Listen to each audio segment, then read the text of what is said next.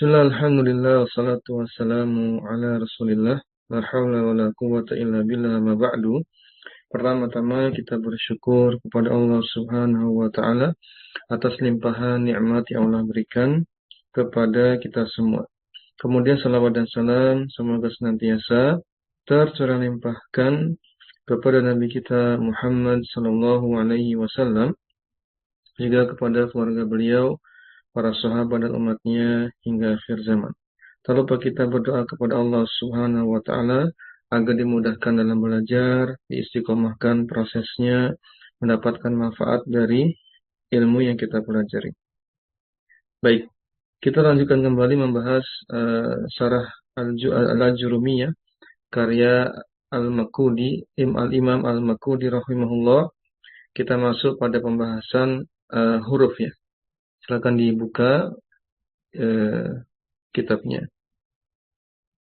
Kita masuk bahas huruf beserta syarah ya, matan, syarah dan tahqiq dari pentahqiqnya. Baik, silakan dibuka di matannya terlebih dahulu. Setelah membahas tanda-tanda isim, tanda-tanda fiil juga sudah ya. Sekarang kita masuk definisi huruf ya, dan apakah memiliki tanda-tanda. Baik, kita baca. Qala al-muallif ya rahimahullah, Ibnu Ajur mengatakan alamatul harfi, tanda huruf, wal harfu ma la yasluhu ma'ahu dalilul ismi wala dalilul fi'li. Apa itu artinya? Huruf itu apa? Ma ya. Segala sesuatu atau suatu lafaz ya. La yasluhu ma'ahu, yang tidak ada padanya tanda isim dan tidak ada padanya apa? Tanda fi'il. Itu definisi huruf versi Ibnu Ajurruh, penulis matan Jurumiyah. Bagaimana penjelasan dari Al-Makudi? Silakan dibaca.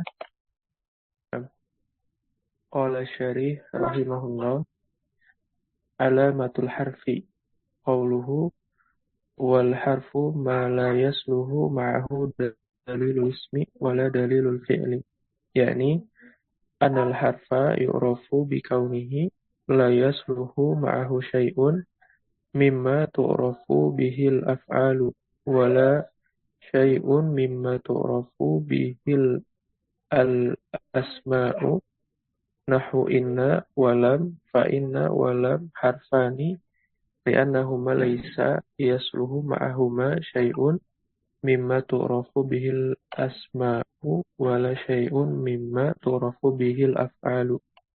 Iya, Masya Allah ya. Ini definisinya sebenarnya sederhana, tapi redaksinya muter-muter ya. Intinya bisa dipahami. Apa penjelasan dari pensyarah? Itu Al-Imam Al-Makudi rahimahullah menjelaskan matan apa tadi? Wal harfu ma la yasluhu ma'ahu dalilul ismi wala dalilul fi'li. Huruf itu segala sesuatu yang tidak ada padanya tanda isim dan tidak ada padanya tanda fi'il. Gitu ya.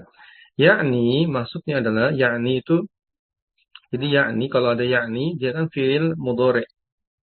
Fi'il mudhari, sehingga yakni ini setelahnya adalah maf'ul bih. Jadi kalau ada yakni setelahnya itu maf'ul bihnya dibaca mansub atau fi mahalli nasbin ya. Yakni annal harfa yu'rafu bi kaunihi la yasluhu ma'ahu syai'un mimma tu'rafu bihil af'al.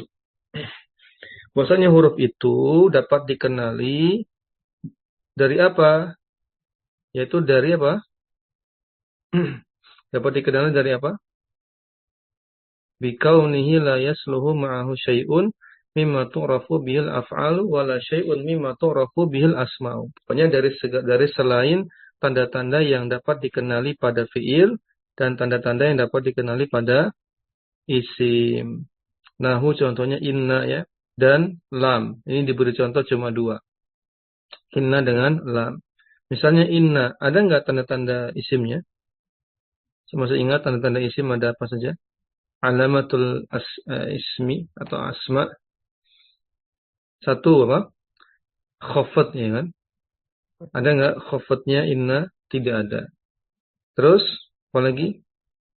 Harful jar nggak ada juga, ya kan? Apalagi alif lam nggak ada, tanwin tidak ada. Jadi isim malah tidak ada sama sekali ya. Tanda isim tidak ada sama sekali. Kalau tanda fiilnya ada nggak? Didahului kod, sin, saufa, takkan sakinah juga nggak ada. Berarti dia adalah huruf gitu. Begitu pula lam ya. Lam juga tidak ada tanda-tanda eh, isim maupun fiil ya. Nah, maka ini disebut dengan huruf. Tapi ingat, huruf versi nahwu adalah huruf yang bermakna ya. Versi mimbabi nahwi itu yang maksudnya huruf itu adalah huruf yang bermakna, bukan huruf hijaiyah. Walaupun ada pendapat ulama lain, huruf hijaiyah juga punya tanda. Jadi huruf hijaiyah itu punya tanda, ya. Nanti kita lihat ada di tahqiqnya. Penulis membawakan perkataan ulama lain. Apa pentahqiq ya, membawakan penjelasan ulama yang lain. Kemudian fa inna walam harfani, maka keduanya, kedua sampel huruf ini adalah huruf. Kedua sampel lafaz ini adalah huruf. Li'annahuma laisa yasluhu ma'ahuma syai'un mimma tu'rafu bihil asma'u wala syai'un mimma tu'rafu bihil af'alu. Karena keduanya tidak didapati adanya sedikit pun tanda-tanda yang dapat dikenali pada isim maupun pada fi'il. Ringkasnya kan gitu. Dan syai'un di sini diartikan apa tadi? Sedikit pun gitu ya. Sedikit pun nggak ada tanda-tandanya. Ya. Li'annahuma laisa yasluhu ma'ahuma syai'un mimma tu'rafu bihil asma'u wala syai'un mimma tu'rafu bihil af'alu. Intinya huruf itu selain isim dan fi'il. Li'annahuma laisa yasluhu ma'ahuma syai'un. Yaitu ketika tidak ada sedikit pun tanda isim maupun fi'il. Itulah huruf. Dan kita artikan sedikit pun karena apa ini? Karena ada kaidah apa? Tidak ada sama sekali gitu ya. Kaidahnya apa? An-nakiratu fi siyakin nafi tufidul umum. Ya, gimana? An-nakirah, jika ada isim nakirah yaitu syai'un di sini. Syai'un itu kan makna asalnya tunggal apa jamak? Makna asalnya syai'un itu single apa plural, mufrad apa jamak? Syai'un. Makna asalnya Mufrad, Ustaz. mufrad kan? Jamaknya apa jamaknya? Asya, Ya, ya kan? Al-asya'u. Nah, tapi di sini syai'unnya tidak bermakna tunggal, justru bermakna umum.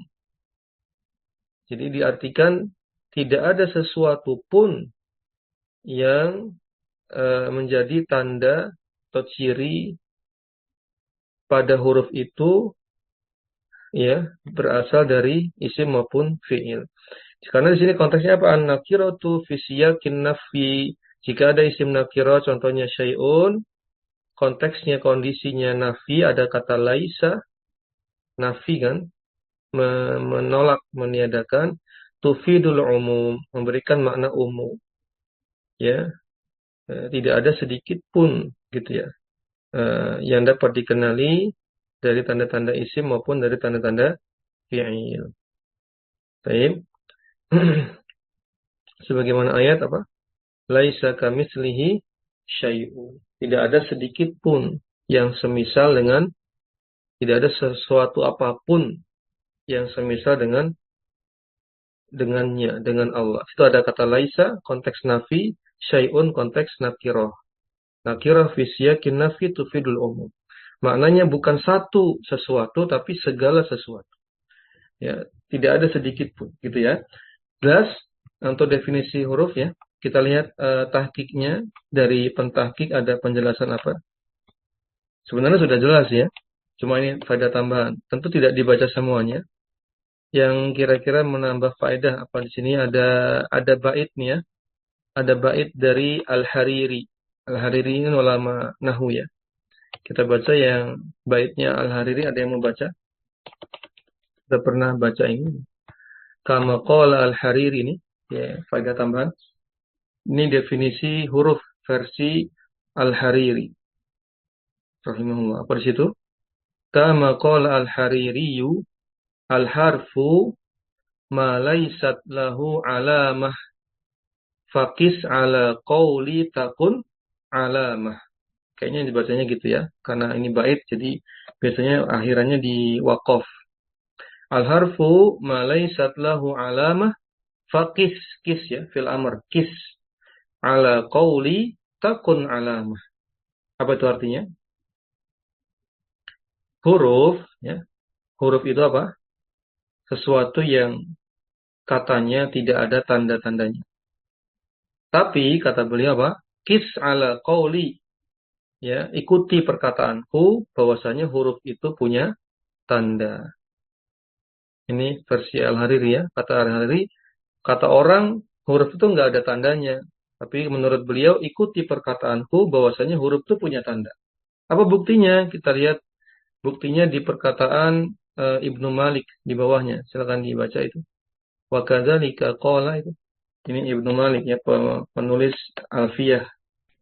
وكذلك قال ابن مالك في عمدة الحافظ نحو الجيم والحاء والخاء فالجيم علامته نقطة نقطة Nuktatun min نقطة asfal min asfala. من أسفل والهاء علامتها نون من فوق والهاء لبس ليس Laisa. له نعم ليس له علامة وقلت ذلك ردا على من قال إن الآدم لا يصلح أن يكون له علامة لأنه عدم من عمدة الحافظ لابن مالك بتحقيقنا.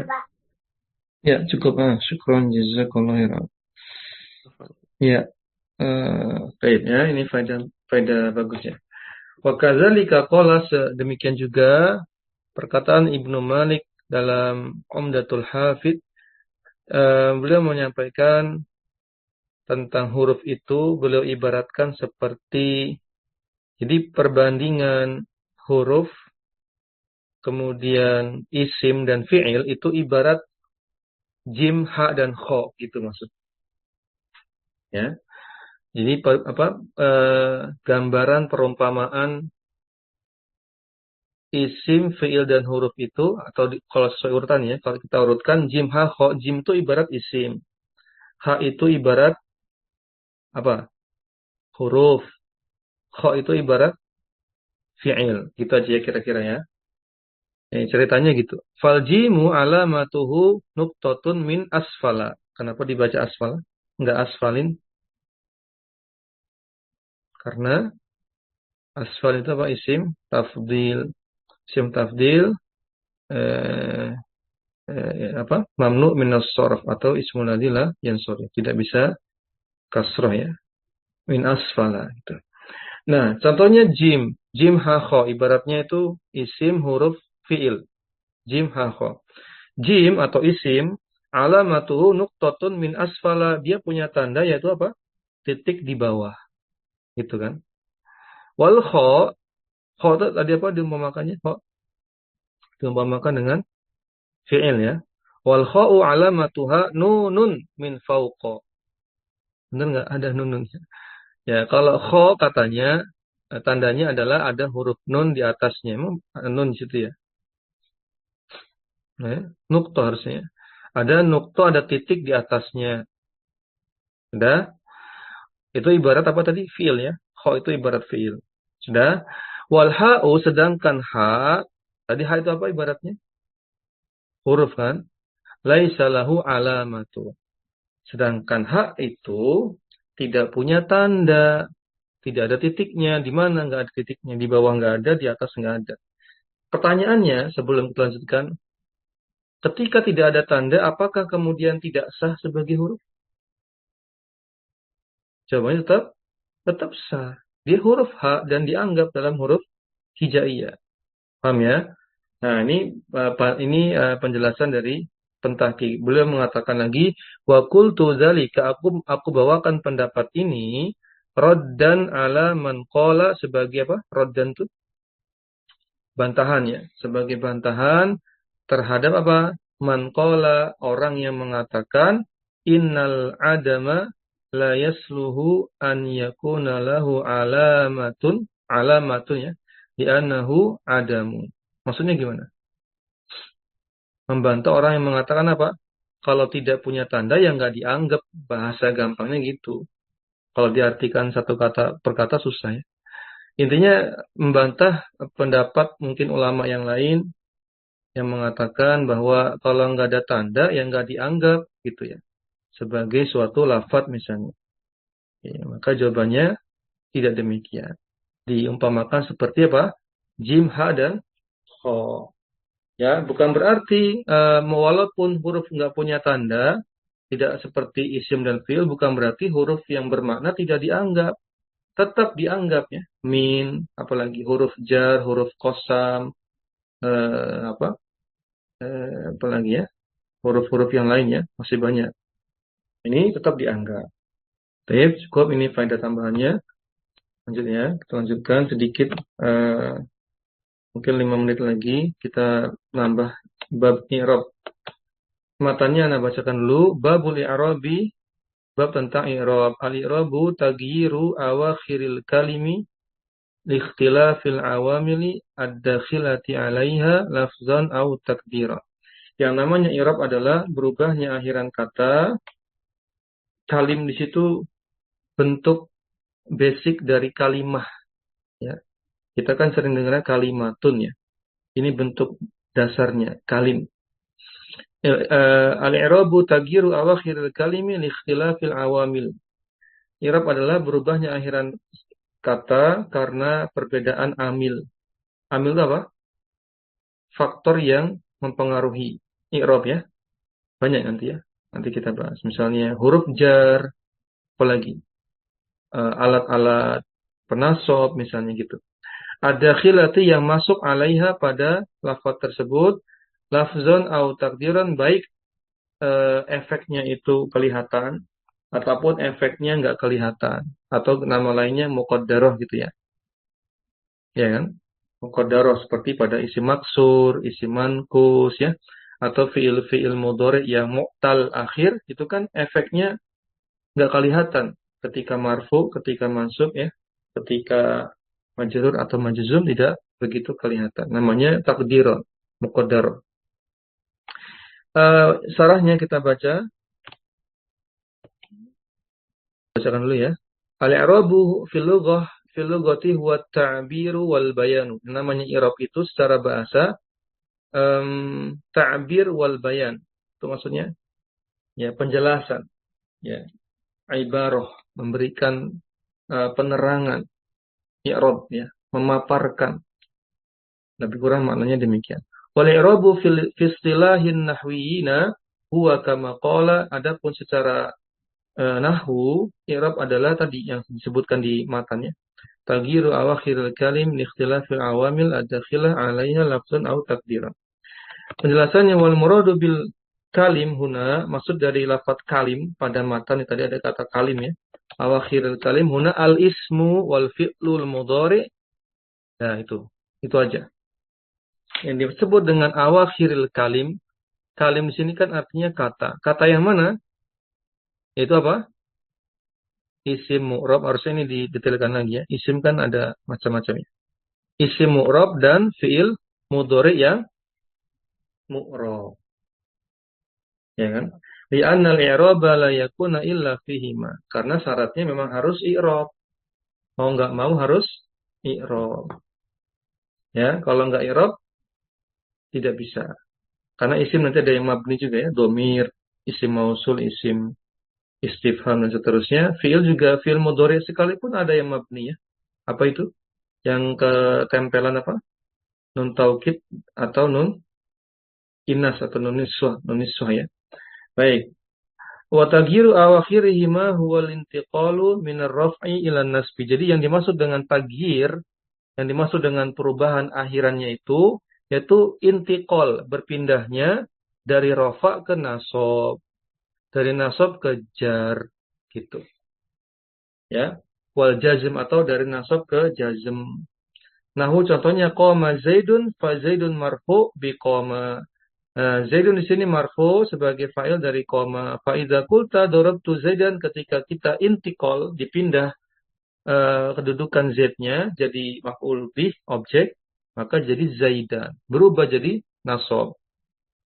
Fa Zaidan alladzi kana marfu'an sara mansuban bi darabtu. Maka Zaidan menjadi mansub semula marfu karena ada kata darabtu. Ini namanya amil. Koma itu amil rofaknya Zaid. Dorobtu amil mansubnya, nasabnya Zaid. Gitu ya. Fagot tagoyyara min halati raf'i ila halati nasbi likhtilafil awaminah. Berubahnya rofa menjadi nasab pada Zaid tadi dikarenakan perbedaan amil. Ini yang dimaksud dengan likhtilafil awamil. Berubahnya amil. Yang semula amilnya koma menjadi amilnya dorobtu. Sehingga berubah jadi rafa menjadi nasab. Jelas ya ini ya? Tanggung nggak diselesaikan? Fa innal amil alladzi kana yurfa'u fa innal amil alladzi kana yarfa'u ikhtalafa atau ukhtulifa.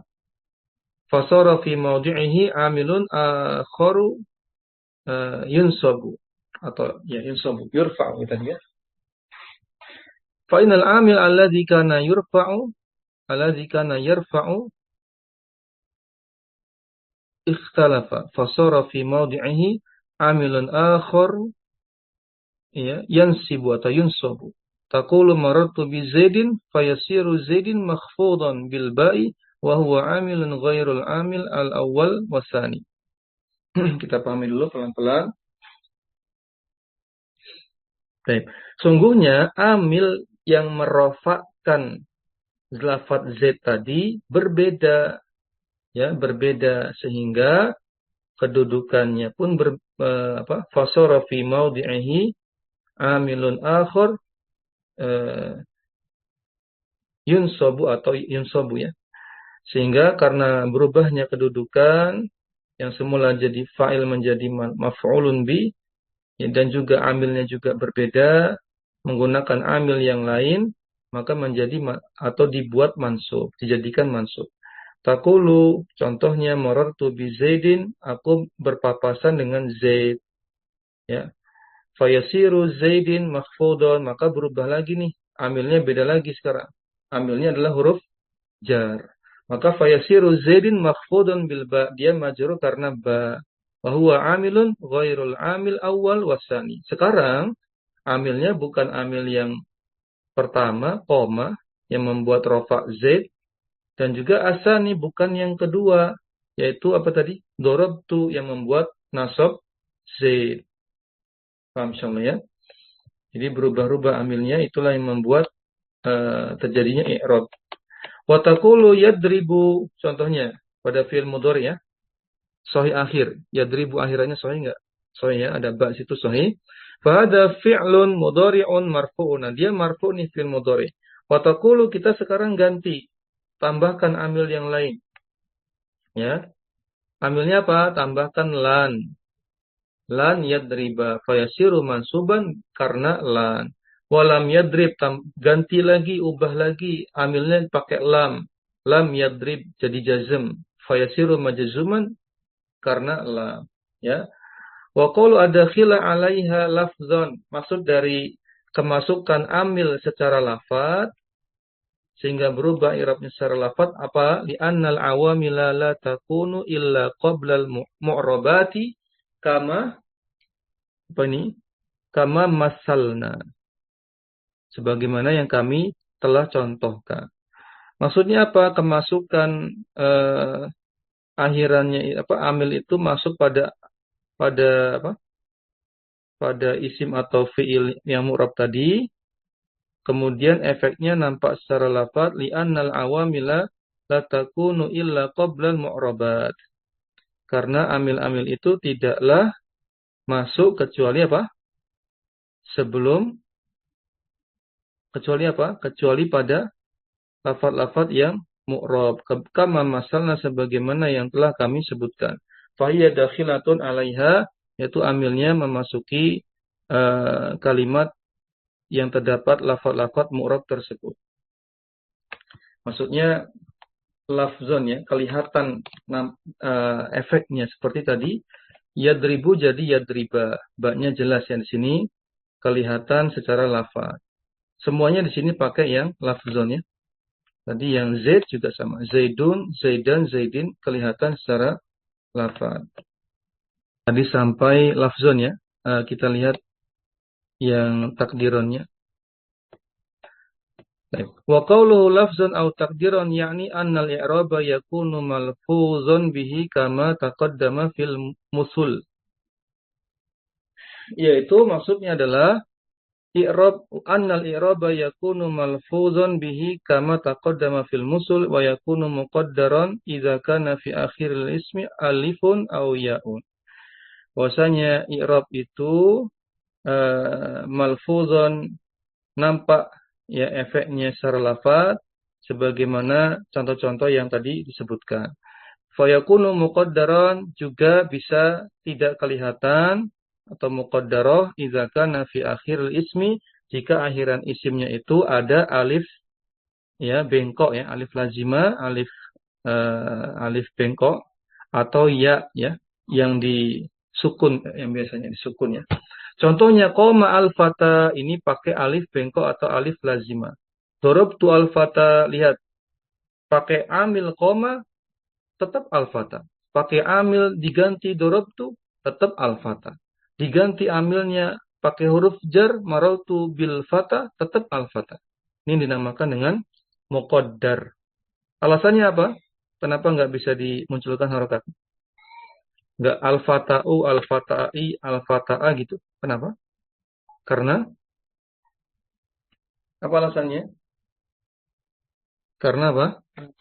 Lita'azur, Ustaz. Iya, lita'azur. Maksudnya gimana? Lita'azur. Karena punya uzur. Maksudnya gimana? Uzurnya apa? Alasannya apa? Karena alif itu tidak bisa diharokati. Alif hanya bisa diharokati ketika di awal saja. Seperti alif lam. Ya, alif lam ya. Contohnya alif lam qamariyah, alif lam syamsiyah itu bisa. Karena terpaksa. Kalau alif di awal nggak bisa diharokati, ya nggak bisa dibaca lafadznya. Jadi alif tuh nggak bisa diharokati. Itu alasan kenapa isim maksur mau itu marfu, mansub ataupun majrur tetap tidak bisa dibaca akhirannya. Muqaddar ya.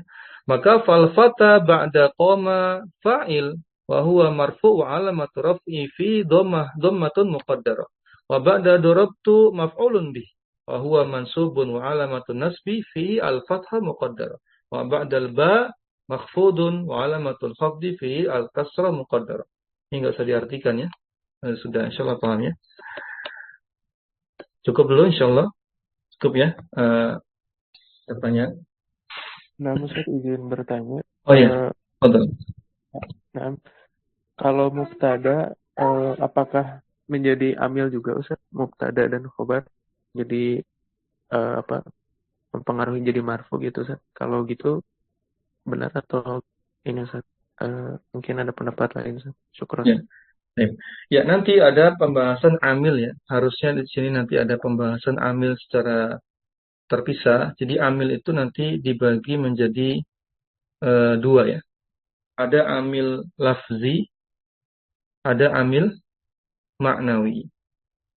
Yang lafzi itu maksudnya gimana? Amil yang nampak tadi ya. Lam, lan, apalagi huruf jar, apalagi fiil fiil ma'lum ya, koma contohnya. Apalagi fiil plus fa'il tadi dorobtu yang nampak itu yang lafzi. Ada amil yang maknawi, contohnya apa? Tadi mubtada. Ya. Jadi kalau ditanya apa amil rofaknya mubtada? Kenapa mubtada itu marfu? Apa amilnya? Pertanyaan gitu kan? Kalau ada pertanyaan, apa jawabannya? Karena amil maknawi. Apa maknawinya? Karena ada makna ibtida. Ya, itu dijelaskan di Syarah Jurumiyah yang lain. Saya ingat di Syarah Jurumiyah Ibnu Utsaimin. Coba dibuka ya. Saya ingat ya. Coba dibuka atau syarah-syarah yang lain. Jadi mubtada itu dia marfu karena ambilnya maknawi. Apa itu? Makna ibtida. Karena dia mengawali kalimat. Hukum asal lafadz itu marfu. Gitu. Ya, hukum asal lafadz itu marfu. Bukan mansub, bukan majrur, bukan majzum. Sehingga mubtada itu marfu karena ibtida, karena dia permulaan. Baik ya. Pertanyaan kedua, lalu khobarnya apa amil khobar? Kenapa khobar itu marfu? Apa amilnya? Maknawi apa lafzi? Coba siapa yang bisa jawab? Kuis ya, kuis. Siapa yang bisa jawab? Khobar misalnya Muhammadun ustazun. Muhammad marfu karena posisinya ya, karena maknanya. Ibtida dia mengawali kalimat. Sedangkan ustazun tadi kenapa dia marfu? Khobarnya. Apa amilnya? Maknawi apa lafzi? Khobar itu amilnya lafzi. Apa amilnya? Ya mubtadanya. Ya, jadi khobar itu marfu karena mubtadanya. Oleh karenanya disebut dengan khobar mubtada. Nanti kemasukan kana berubah namanya jadi apa? Jadi apa? Kalau kemasukan kana, apakah iya. Apakah tetap khobar mubtada namanya? Berubah jadi khobarnya kana. Kenapa? Karena nanti amilnya kana. Gitu ya. Nanti sama mubtada semula amilnya adalah maknawi, ibtida ya. Karena makna ibtida permulaan. Kemasukan kana, amil dari mubtada berubah. Makanya ganti nama jadi isim kana. Karena amilnya si kana. Berubah. Khobar mubtada yang semula amilnya mubtada, ya, ketika kemasukan kana, harus dirubah namanya. Bukan lagi khobar mubtada, tapi harus khobar kana. Karena amilnya kana. Kemasukan inna pun demikian. Kemasukan inna jadi namanya isim inna, khobar inna. Itu ya. Jadi itu jawabannya ambil dibagi dua. Ada yang lafzi secara nampak, ada yang maknawi seperti contohnya pada mubtada. Baik ya. Sehingga harus dibedakan istilah mubtada dengan isim kana dan isim inna. Itu sudah beda. Ya. Mubtada amilnya adalah maknawi, isim kana amilnya adalah kana, isim inna amilnya adalah inna. Khobar mubtada amilnya adalah mubtada, khobar inna dan kana amilnya masing-masing dari amil tadi. Ya, cukup ada lagi? Jelas? Baik, kayaknya cukup. Insyaallah waktu kita sudah habis. Semoga bermanfaat. Kita cukupkan dengan doa kafaratul majelis. Subhanakallahumma bihamdik. Asyhadu an la ilaha illa anta, astaghfiruka wa atubu ilaik. Assalamualaikum warahmatullahi wabarakatuh.